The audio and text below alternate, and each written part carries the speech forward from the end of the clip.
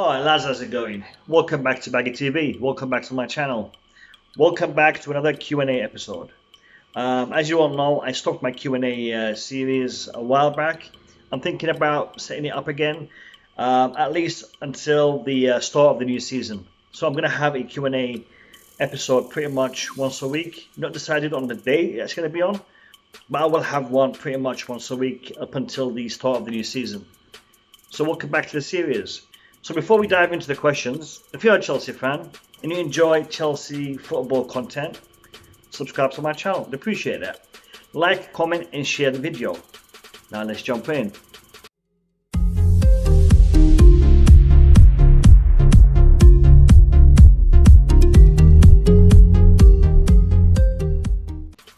So I want to start off by saying thank you to each and everyone who has submitted a question. If I don't answer your question, I apologize, but I can't answer all of them. I'm going to do my best to get through as many as I can. So the first question is sent in from CFC Harris, and he's asking, if we were struggling next season, do you think Abramovich will lose patience with Lamport and sack him? If we invest heavily into the market, there will be high expectations and even more pressure on Lamport to deliver success. So will Abramovich lose patience with Lamport? No. You see, I'm going to say no because I don't think Lampard will fail. You see, there's a lot of expectations from us as fans and from the club also. I believe with the investments that we have made so far in regards to Timo Werner and Hakim Ziyech, and the fact that we're looking at Havertz, we're looking at other defensive options right now, I think that the investments that we have made and the shuffle that we have done under the guidance of Lampard will yield success. That being said, what is your benchmark for failure?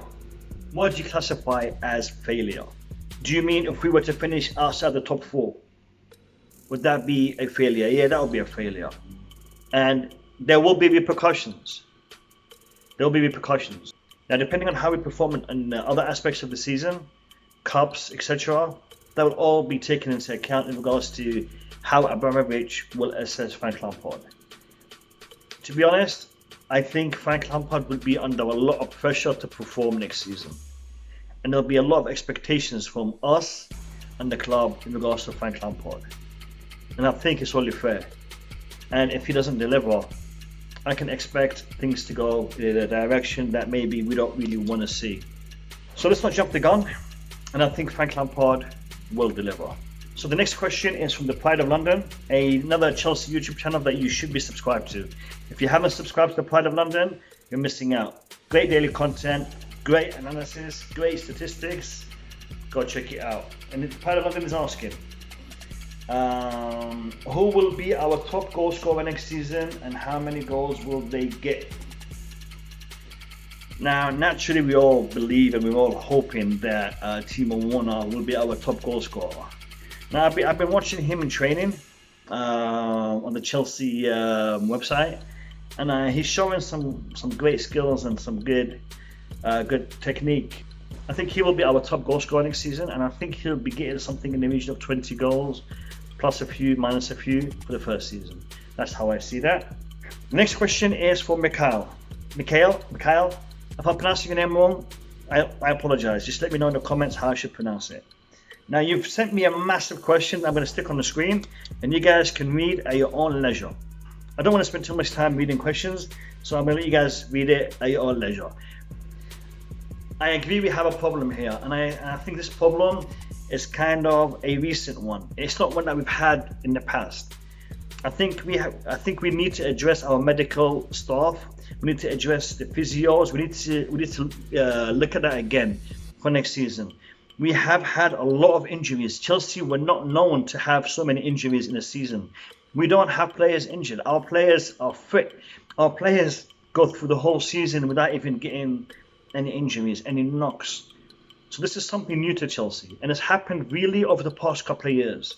Now, I think that partly it's because of the medical staff, partly it's because of the training system that Chelsea are employing. I think players are more physical nowadays. There's more required from players to do rather than in the past where it was a little bit less rigorous in training. I'm talking about training, not talking about the game. The game was more physical in the past. Today it's more tactical, more technical. In the past it was more physical. So from that aspect, players need to be fitter to take part, which means they have to take part in more training. And I think that is a big reason to why we are seeing players suffering injuries, because their bodies are going through a lot more in a season now than they were in the past, because of the rigorous training programs that are in place, as well as the massive fixture lists. And this season with the pandemic, since lockdown, we've had a lot of fixtures in a very short period of time. So it's definitely something that needs to be looked at and something that needs to be addressed. And Mikhail, next time, shorten your question, mate. Appreciate it. All right, we have a question from El Chels, another YouTube channel that you guys need to be checking out. Smaller one, but it's a good one. El Chels is asking, are you confident in the board bringing in a new goalkeeper, left back and a centre back this summer that look like upgrades? Yeah, I am. In regards to goalkeeper, whoever we put in net will be an upgrade on Kepa. Whoever we put in net. Yeah, your imaginations go wild. Okay, in regards to left back position, there is a lot of names being thrown out. There's a lot of names being thrown out in the press right now, and some really interesting ones more recently. So that will definitely be an upgrade, and also in centre back, there will definitely be upgrades in those positions. Okay, I have a question here from Hajar Abid. Who is your favorite Chelsea YouTuber? My favorite Chelsea YouTuber. You know what? I watch pretty much all of the Chelsea YouTubers. Pretty much all of them. I'm not sure if they all watch me, but I watch pretty much all of them. There's two that stick out for me, and it's because of their style and because of their the way they deliver the news on and their opinion, to be specific.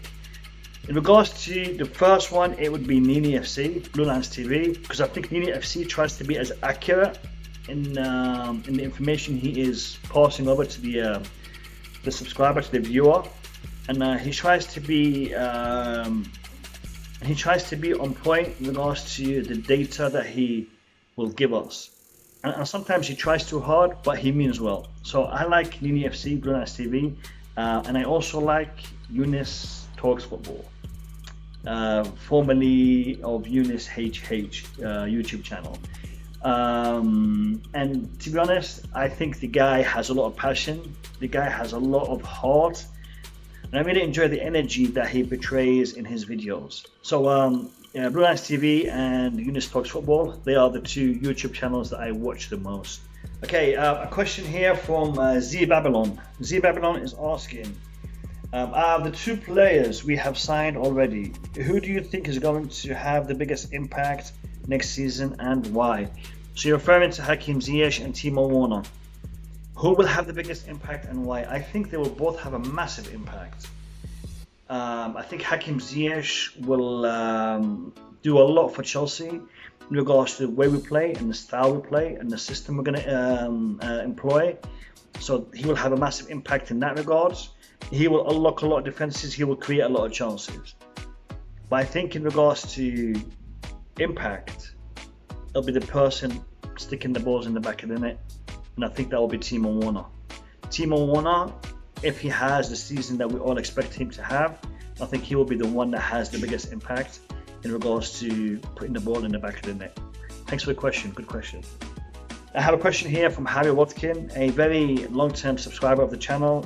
Harry's asking, what formation do you think Lamport will mainly use next season? Personally, I think a 4-2-3-1 would be the best, and we played well when we used this earlier in the season. Yeah, I agree, we did well with this formation. We didn't really use it a lot, but we did use it in the early doors of this current season, and I think he could be using that next season as well. And I know he likes that formation. I know he used it quite a lot in Derby as well. And with the players that we're going to be potentially getting, 4-2-3-1 would be a good way to go. It would be a good way to go. So yeah, I think we might be using that formation as well. Now I have a question here from Matthew Benjamin. Another very long question, very long-winded, so I'm going to stick it up on the screen and you guys can read it at your own leisure. Basically, I would like to see us challenging for the title next season. We're not going to win it, but I'd like to see us put in a good effort. So top 3 finish is what I'd like us to see and expect us to see. Regards to Champions League, I'd love to be in the semi-final. If we can get to the semi-final of the Champions League, for me that would be an achievement for next season. In regards to all of the other aspects of the question, that will take too long for me to answer. So thanks for your question anyway, mate. Okay, I have a question here from Shiloh,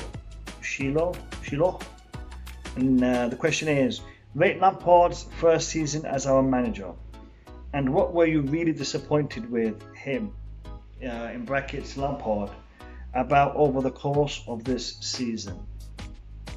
Okay, now rating Lampard's season, he's had a great season. Lampard has had a very, very successful season. So if I want to rate that out of 10, I'd give it an 8, 7.5, 8 really. We're in the Champions League. We had some good cup runs, and considering the situation we're in, we've had a good season. What was I disappointed about this season in regards to Lampard? I was disappointed about a few of his tactical decisions, a few of his substitutions throughout the season. He made some mistakes that I personally thought he should not have made. I'm not going to go into each and every one of them because that would just make a very long video. But he did make some tactical mistakes, some bad decisions in regards to substitutions. That was disappointed in respect to. But as a season, brilliant. Well done, Lampard. Appreciate your effort and well played this season. Okay, a question here by the Shades End, a Southeast Asian YouTube channel, Chelsea YouTube channel, that you guys should also go and have a look at. And he's asking, how do you rate Frank's performance this season as a coach, and how do you think next season will work out for him? Well, the first part of that question I just answered, so we don't need to go into that again. The second part of this question, next season, how will that work out for him? I think next season will be a very, very exciting season, a very, very interesting season, and I think it will work out just fine for him. I think he will have a very successful season, especially with the players that we're bringing in and potentially bringing in. So I think it will be a very successful season next season. And Shades, mate, best of luck with your channel, and I hope it continues to grow. For those of you who haven't checked out the Shades Ends, have a look at the channel, you might like it. Okay, so I have a question here from Blues Backyard. Again, a very small YouTube channel, Chelsea YouTube channel. We seem to be getting a lot of Chelsea YouTubers asking questions on this Q&A, but it is what it is. So Blues Backyard, go check it out. Blues Backyard is asking, if you could only pick one signing of the rumours that we have, who would it be? So out of all of the rumours, all the players that have been discussed and mentioned, if I could pick one, who would it be? Okay, now it's a bit tricky because I would love to have All Black. I would love to have All Black as our goalkeeper. But will that realistically happen? One that realistically could happen, and I would love for it to happen because it wouldn't cost us all that much, and the benefits are really, really great, is Saeed bin Rahma.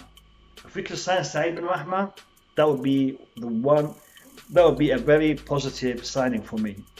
But I can't really pick one because there is defenders that we need, there is attackers that we need, there is goalkeepers that we need. So we need a lot. So I can't really pick one. But those are two names that might give you an idea of, where we could be heading in regards to our signings. A question by John Franco Bola. Do you see any chance that Kepa could stay next season? Yes, he could stay next season. He could stay on the bench next season, but I don't think he will stay as our goalkeeper next season. I think it's very likely that he will be sent out on loan, but if that doesn't happen, then he'll stay on the bench. Lads, thanks for watching this video. Appreciate you for being here, and if you made it this far, you're a legend. You're a legend. And if you enjoyed this type of video, this type of content, make sure you hit that like button on this video, subscribe to my channel, and comment down below what you thought of this type of video. I'd appreciate to hear your feedback. Thank you very much. Have a great day, and peace out.